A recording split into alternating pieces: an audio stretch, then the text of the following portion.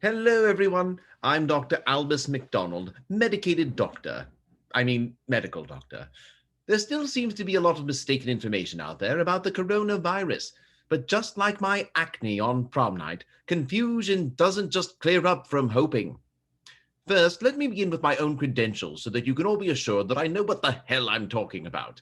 I am Dr. Albus McDonald. I'm a semi-professional research scientist certified by the Cayman Islands Offshore Medical License Board.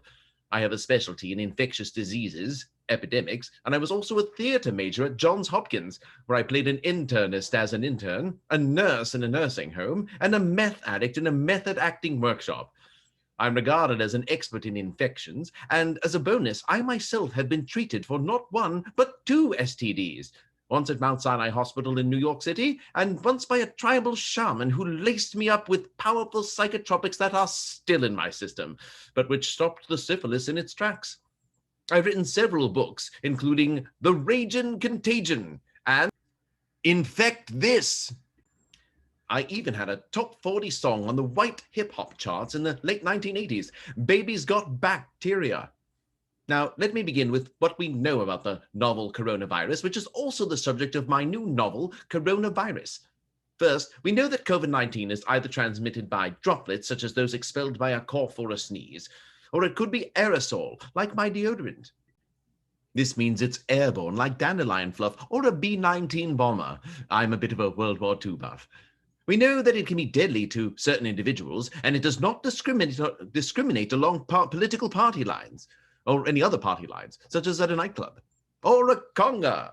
It does, however, seem particularly dangerous to the elderly, and so far members of the Black and Latinx communities. Latinx? But it's still too early to say whether or not the virus is actually racist. As of this recording, there is no publicly available vaccine or confirmed cure for the virus. Current vaccine trials are exciting, just like criminal trials. But without a cure, the best thing the public can do is try to protect themselves from exposure. Again, this may come from droplets from an infected person, like someone who spits when they talk, or possibly through the air, like smoke or a fart cloud.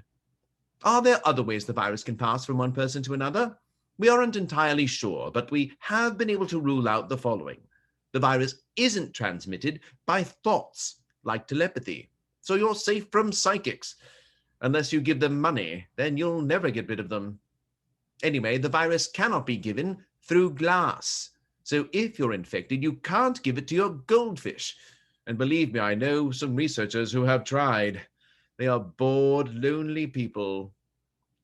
The virus is also not passed through the internet, so Zoom meetings are safe, but you should still not open any suspicious emails or click any links on Craigslist.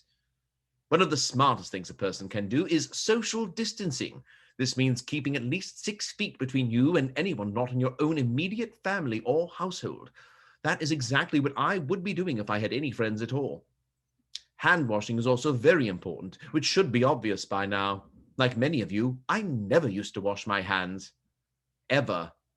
But now I scrub them all the time. Probably too much, but that's between me and my psychiatrist. Finally, let's talk about masks. Wearing a face mask is essential, and I cannot emphasize this enough. On your face. Also, the kind of mask matters. N95 masks are best. Cloth masks are pretty close behind.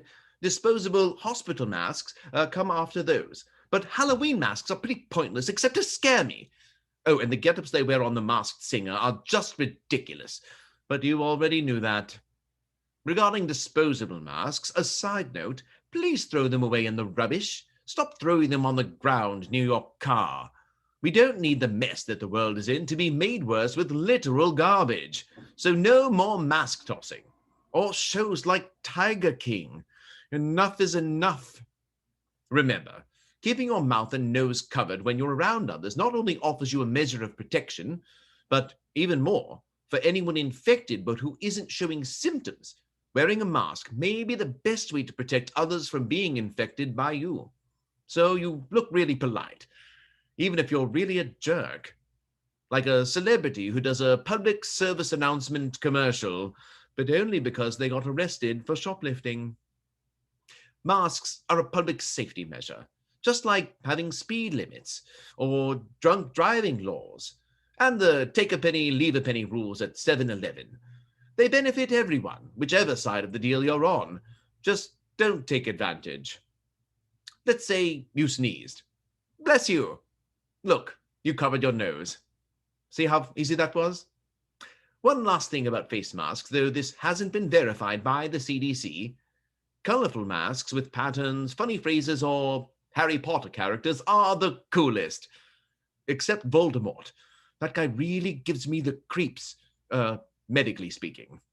I hope to share more information in another update like this, or better yet in live lectures once this crisis is over, or when my court-mandated ankle monitor comes off, whichever comes first.